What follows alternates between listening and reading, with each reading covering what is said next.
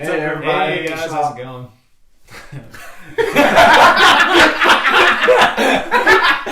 Roll with it, man. Thanks for joining us for episode 1 of The New Perspective. While we know each day can be a fight, we hope this conversation helps you set your mind on things above and find joy through a whole new perspective. How's it going, guys? My name's Pat. These are my best friends, Donny and Titus. We're here. We just want to start a new podcast. We just have some great conversations that we hang out with when we hang out with each other, and we want to share them with you. A little bit about myself. I'm going back to school to become a pastor. I'm going to school at Liberty.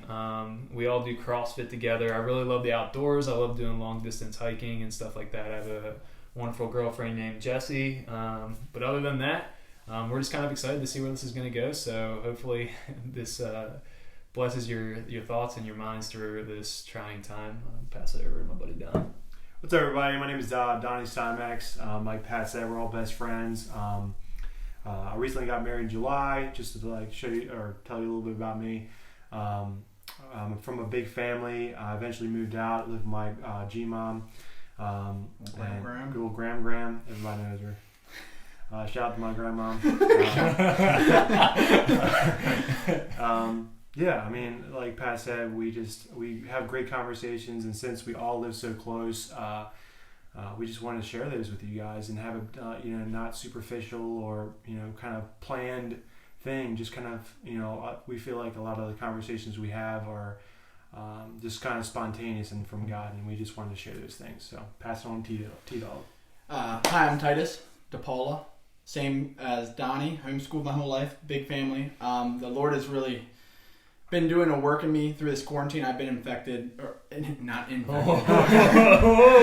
I've been affected pretty big. My business has been shut down. That started, I think, 5 years ago for now, a CrossFit gym. So with that, I was really asking the Lord what He desired me personally to do. And so coming alongside of them and this brotherhood that we have, I really wanted to start bringing the Word of God to life for some people. And I think that I have not been doing God justice in bringing the Word to the non-believers or new people. So this is for all stages of life, whether you are a believer for a long time, whether you've never heard of God. It's just a new perspective of life. It's a new perspective of thinking.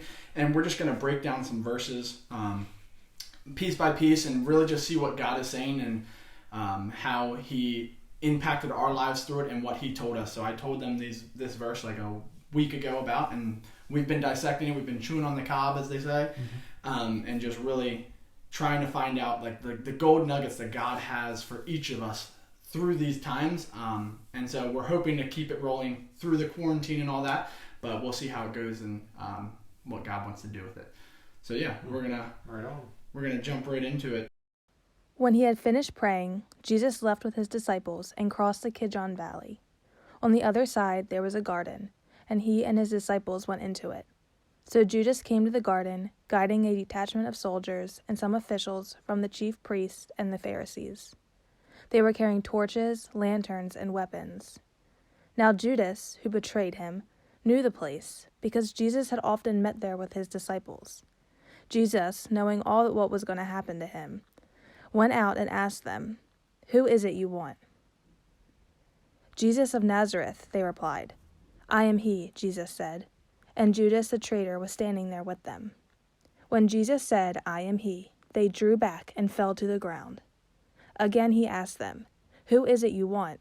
"Jesus of Nazareth," they said. Jesus answered, "I told you that I am he. If you are looking for me, then let these men go." This happened so that the words he had spoken would be fulfilled. "I have not lost one of those you gave me."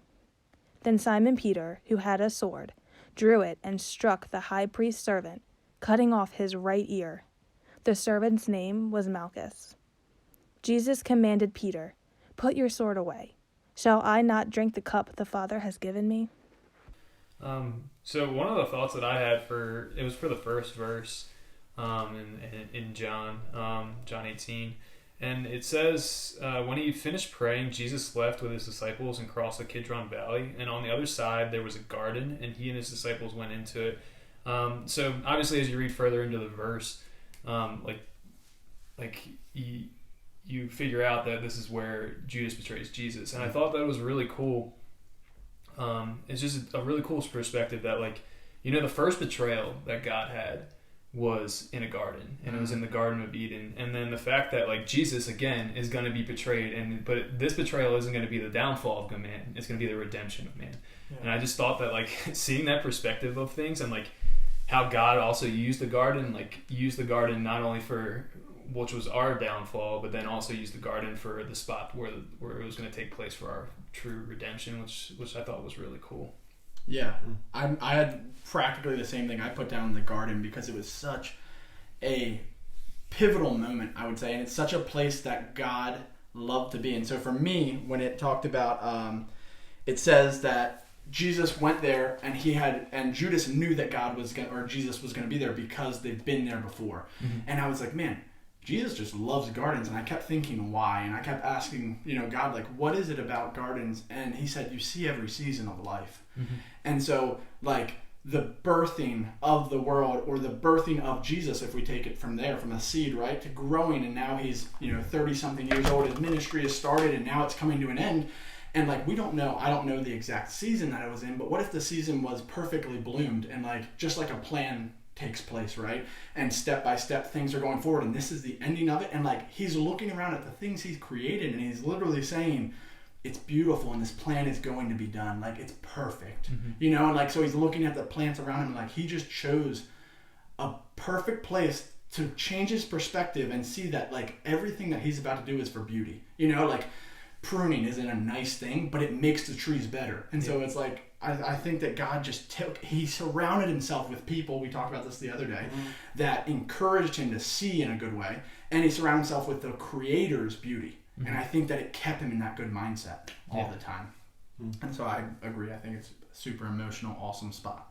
Yeah, it's wild that that's the place that not only the betrayal takes place, but also where the redemption and like you said, like, it's almost like the Garden of Eden was like, after the end, the guy was like, I'm planting this seed for this new garden to happen, and then, like, Jesus is going to come through, and now the time for the harvest, which is really cool. Yeah. Beautiful. I have a part of that too. When Judas came and he brought the army, right? And it said, Jesus met them. Jesus went out to meet them, and he said, who are you searching for? And he asked, like, he approached them and talked first and said, who are you searching for? And they said, let me see what it is. Jesus of Nazareth. Oh yeah, Jesus of Nazareth. And he said, I am he. And it said they drew back and fell to the ground. And, like, the power of his words made them fall on their butts. Like, literally, I just picture, like, dominoes, them collapsing from him just saying, I am he. Like, admitting to it. And then they rise. It says they get back up, right? And he says the same question to them, right back to it. And he's like, look, who are you searching for? And they're like, the King of Nazareth, right? Like, we're looking for Jesus. And he's like, oh, I am he. And he's like, take me, these men have done nothing. So, like, he stands in the gap for man right there. He's like, look, leave these 11 alone, because one's betraying. Take me in their place. Like, I'm the one you're looking for. And to me, that's another beautiful thing. Like, right away, he stood in the place for man, even his best friends, and he was ready, even though he wasn't guilty. And I think that the biggest part of that, though, that, like, blows my mind is the soldiers still taking action. Yeah. And so it's the opposite effect. Who do you surround yourself with? If you are around evil people who will do whatever they're told to do just because other people are doing it, like, a man spoke and you collapse to the ground. And even later it talks about the one disciple cut off the ear. Yeah. And then God healed it, and they still wanted to take him to prison. And to me, that is like, how blind are you that a man is standing in front of you doing miracles, literally knocked you off your feet, and you're like, well, if no one else is going to react that we should free him, we're all going to do it together. And it's like, who you surround yourself with is so important, and the way that you view life is so important. Yeah, it definitely comes from that perspective, and that reminds me of, like, the story of Saul, like, when he's on his way to what is the one town, and it doesn't matter, but essentially, like, he's on his way to the town to go kill Christians, and then God blinds him on the road. And then it's during that time, like, he's completely blinded. God meets him on the road, and he's still, like, it says on his way to wherever he was going that he was in, like, such a rage that, like, his breath was like rage towards the Christians. And like you can so easily be blinded by like whatever you feel like your calling is, or whatever you feel like you need to do in this world, that you just lose sight of what Jesus is or what you're actually doing. He was a Jewish person, and he was a person that was trying to follow God, but he was so blinded by the zeal of what he felt like God, like what was being put on his heart, that he lost sight of who God really was. And that kind of changed his perspective on that. And it wasn't until he had a person who was a Christian who had been touched by Jesus, I think his name was Ananias, and actually comes up and he prays for him. And it wasn't until then that the scales finally fall off of his eyes, and he's able to see God in his true light, and finally come back, and he ended up writing the rest of the New Testament. I mean, I think it's a shift in that perspective again that ended up changing his mind, which is cool. What you touched on a little bit too was that like the fact that Jesus, like one of his disciples, cut off his ear, and instead of like, you know, Jesus saying, "Oh," like blowing it off, he went back and like, you know, performed a miracle, even though he's on his pretty much his deathbed or his dead row, as they say, whatever. So it's just like the fact that, you know, he has that, I guess, willpower. For me, like what I struggle with sometimes is like praying for my enemies or even loving on my enemies, but it almost wasn't like, I guess in the verse it just didn't seem like there was any hesitation. Like he just went straight, and just as soon as the ear was cut off, you know, he didn't like, you know, make the disciple feel bad. He didn't like, you know, he just did it in love, and that's just so cool. And I feel like, you know, that's something that, you know, I like, that hit me hard, because it's just hard for me to love someone who, you know, has either hurt you or, you know, or is going to persecute you or has persecuted you, that kind of thing, or betrayed you. Yeah, definitely. Mm-hmm. And going off of that, to define, I love that my Bible writes in red, like exactly what God said is, "Put your sword away. Shall I not drink the cup the Father has given me?" And that line is so powerful in the sense of like, in everything we do as Christians, it's not a perfect world. If you guys don't know, my sister has a brain tumor, and like she's in a wheelchair now and things like that. Her name's Sam, and she has gone through hell and back multiple times, but like she one time told me, "Be careful what you pray for," because she prayed for a testimony. She said, "Lord, give me something worth talking about." And because she's always said, "I didn't have a testimony," which all of us have a testimony, but she knows that now. And she prayed that, and God did not do that to her, but God has redeemed her through that. And so through that, though, it's the same prayer. Should I not drink the cup that the Father has given me? Like, should I not redeem or use this? Because here's the thing, if you don't know my sister, if that saved one person, it's worth it, right? Like if that saves one soul who was lost and was going to go to hell for eternity, now change that perspective to heaven, totally worth it. Like all of us would say that. Yeah. And if you don't have that mindset towards God, you're thinking of it a little bit wrong, because it isn't perfect world, it's perfect sacrifice. And when we sacrifice for each other, knowing, hey, if it's for me to die for someone else's gain is so much more gain. For God's glory is gain, right? It talks about rejoicing in your pain. And that's why this whole quarantine and this whole stuck in a place to me is so phenomenal. And I know it's so weird, but like God is moving, because where pain is, you only when you get to the valley can you taste the sweetness of the mountaintop. And so it's like we are in a valley, the whole world. So now they're dependent on something. We need to seek something. And so eyes are ready to be open, and that's why we're doing this. Like, we need to get the word out now more than ever, because people are hungry for something, and we know what it is. Yeah. And talk about drinking of the cup. Like, I mean, you're just talking about like bringing it into now, like the perspective that we're seeing it with COVID-19, and how it's holding a lot of us in the house, or even some people are being affected by the disease. They're losing loved ones, or they're staying at home. They're having to be quarantined from their kids. They're having to be quarantined from their friends, their family. They can't go to work. Whole 9 yards. And people, it comes down to a perspective that you can look at it as like, this is the most terrible thing that's ever happened to me, it's destroying my life, like woe is me, blah blah blah. And by every right, like you have a reason to feel that way, but then you can change that perspective and turn it around and like look at it just as Jesus says, and said, like, isn't this the cup that the Lord's given to me? Like maybe it's time for us to slow down. Like maybe it's time. Like our country is all about the hustle and the hurry.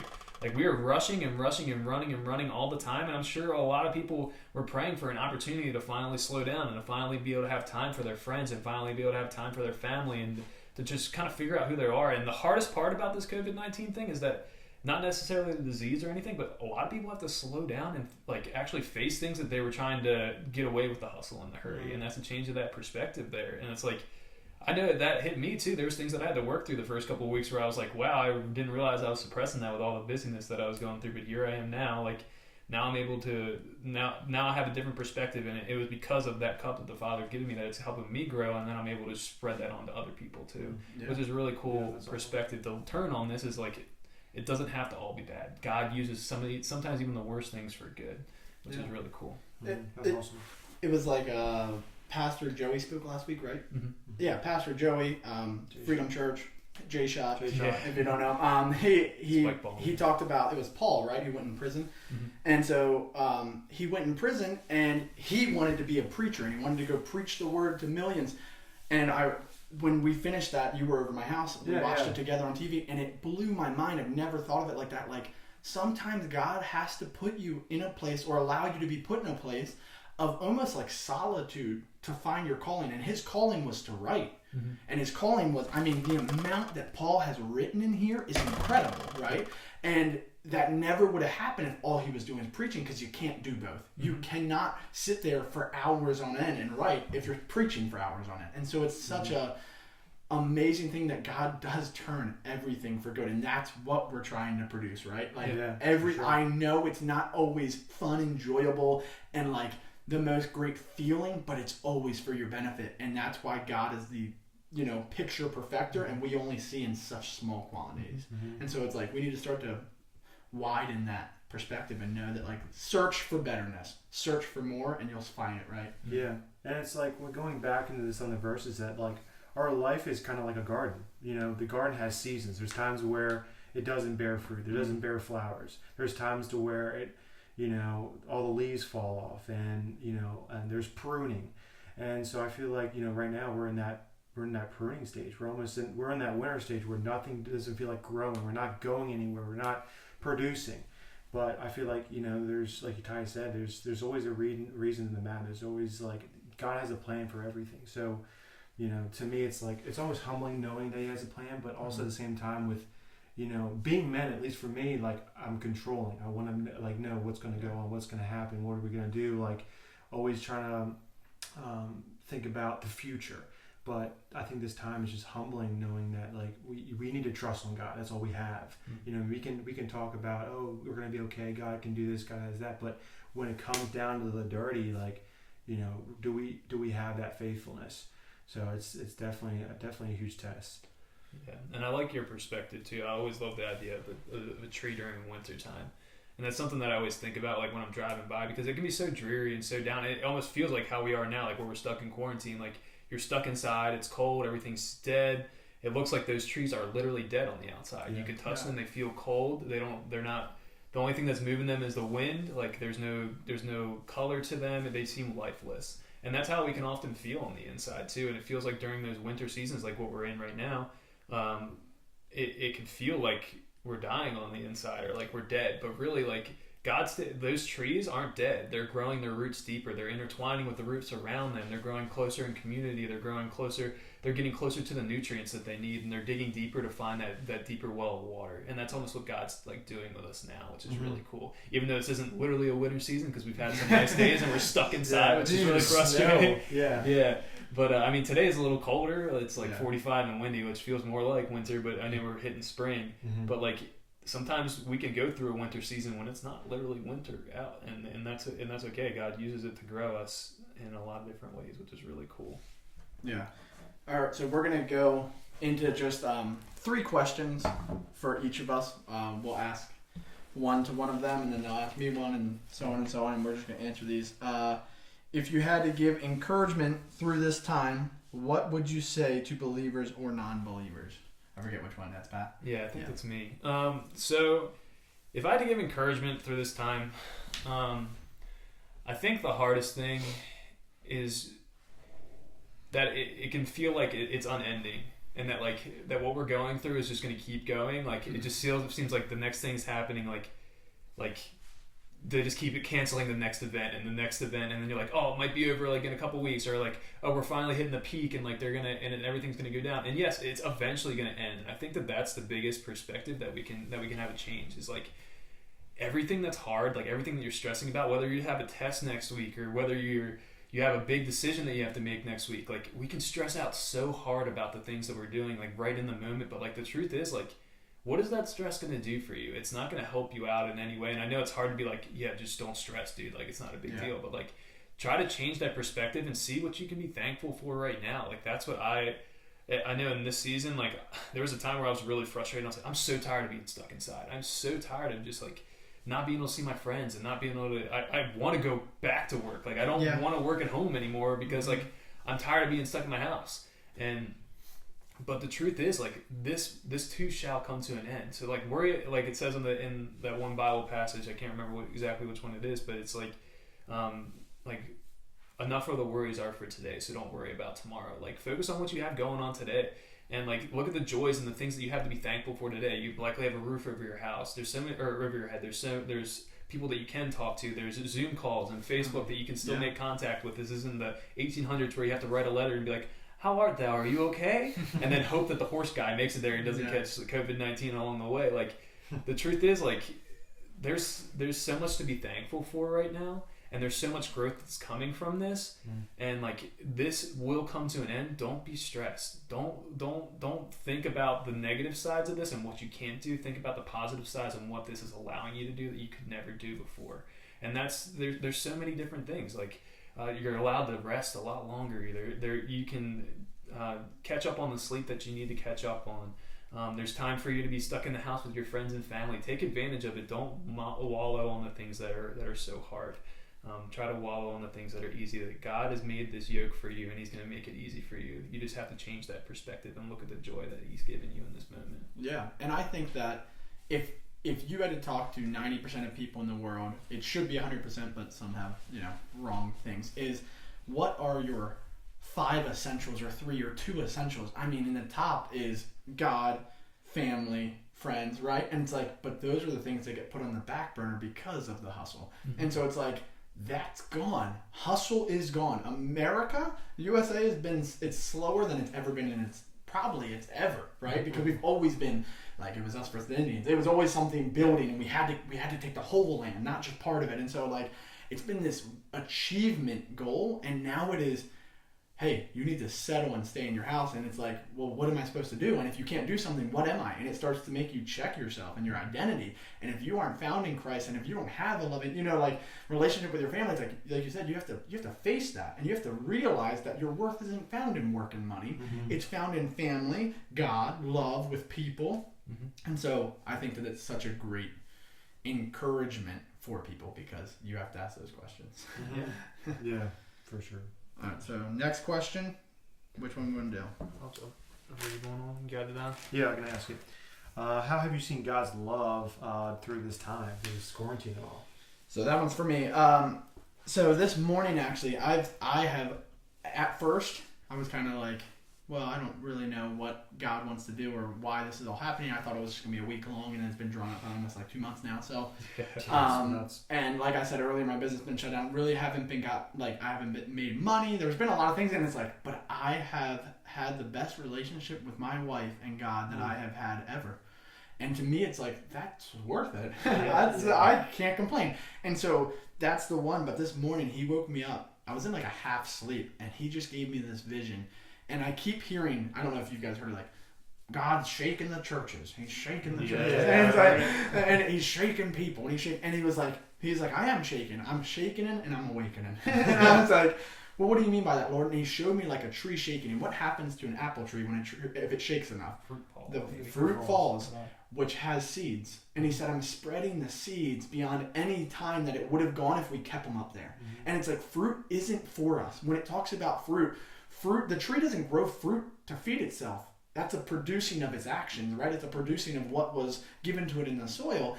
And then it drops and it feeds other things. It feeds the birds. It feeds the animals. So like, He gave me a picture of like, the seeds aren't just dropping under us. So like Freedom Church or any churches in Harford County around us, now that they've been shaking the fruit, us, can't stay at home because it's not what God wants us to do. You know what I mean? Like, yes, we have to stay at home, but like what we're doing, this never would have happened. Yeah.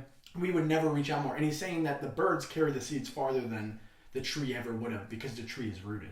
Yeah. And so he's saying these seeds are going to spread nationwide because of the shaking and the awakening. Mm-hmm. And so it's such a beautiful, loving image if you think of it like that. But if you think of it, you shake it and there's no fruit, and you're like, oh, look at the ugly tree. It's got no fruit anymore. It's like, no. The season will change. This time will end. The fruit will grow, but it will be 10 times more because there'll be more trees. Yeah. Right? And so it's like such a beautiful, loving perspective of our Father wanting to make the garden bigger. Yeah. And it's not just about one tree, it's about multiple. Yeah. So every church, every person has been awakening for some, purpose right now. Yeah, and like that fruit I see as we're comfortable on that tree. We don't want to fall. And then all of a sudden, God shakes us up. He's like, no, you gotta spend time with me. If you fall, and then we have to spread out. You know what I mean? Yeah. That's awesome. So the last question is for Don, and it is, in what way have you been tested during this quarantine? For me personally, it's just been like, it's to realize what I have to be grateful for. Like, there's times where, hey, what are we doing today? Even though, like you're off, and there's sometimes we have days off, and whenever there's a couple of guys like, we're playing video games, that kind of thing. And there's times where I'm like, man, I really wish I had a day off. The day is like, it is so nice, sunny and 75. I just want to go out fish or just hang out, work out, whatever the case may be. And I'm sitting there, man, I gotta work. Like, why aren't we closing down? Why aren't we like, everybody else is closed down. Why aren't we? But there's a day I'm like, I was talking to Bridget, my wife. She was saying, you're lucky to be working. You know what I mean? Like, there's a lot of people who are waiting on the stimulus check. They're waiting on their boss calling, hey, I need you, or or that phone call of that job they applied for. So I just needed, like, for me, it's just to be grateful, like, and just count your blessings. There's so many times to where, we forget about our blessings and that, like, how grateful we are. But I think that's, like I said in the beginning, or about the trees, that we get comfortable. We don't think about what God has given to us. We're looking at the next best thing. What else can we do? What else can we build or succeed in? But we need to look back on what God has done for us and where we came from, and to be grateful in those things. So yeah, for me, it's definitely just like God has shown me and taught me into just to be humble and be grateful for things I have. Yeah. We read through, Jesus answered, I told you that I am he, and if you're looking for me, then let these men go. And you talked about how he was stepping in the gap for us already. And I think that's like really awesome. And then the follow-up verse makes it even cooler too. Is like, this happened so that the words he had spoken would be fulfilled. I have not lost one of those you gave me. And like it says in the Bible, there's 300 and some prophecies, or 300 prophecies that were made in the Old Testament. And like Jesus is already coming through. And like, how cool is it that one of those fulfilled prophecies is the fact that he wasn't going to let any of his disciples fall with him. Mm-hmm. Like, I mean, obviously a lot of them got martyred later on down the road, but like then none of them were going to fall with him. And and that was him stepping in the gap for each one of us. And like, I think that's like almost an awesome perspective that we can have now too. Like, Jesus isn't going to let you fall. Like, not now. Like, not like you get the time where there's so much fear and so much like fear mongering being thrown around, like all the bad news that's being thrown around. Like, there's one positive thing, and like Jesus is not going to let you fall. Like, how about that perspective? Yeah, that's awesome. And that's really cool. Awesome. Well, that's great. That was pretty much our table talk. New perspective. Yeah. Episode 1 done? Yeah, new perspective. Episode 1 done, baby. Let's go, Pete. Hey, if you want to help us out, you got to subscribe, like it, and share it like crazy. Yeah. So that what God has put in our hearts can be spread. Yeah. So we love you all. Donny, you want to pray for us? Yeah, for sure, man.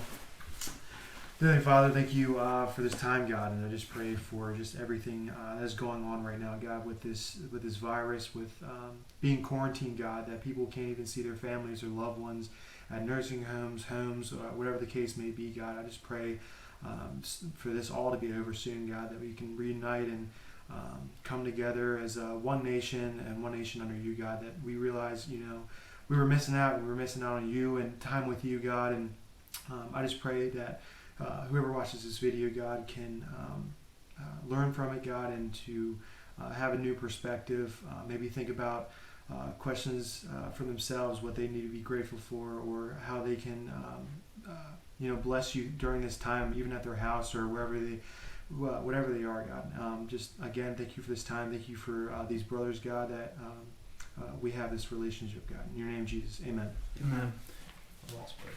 America.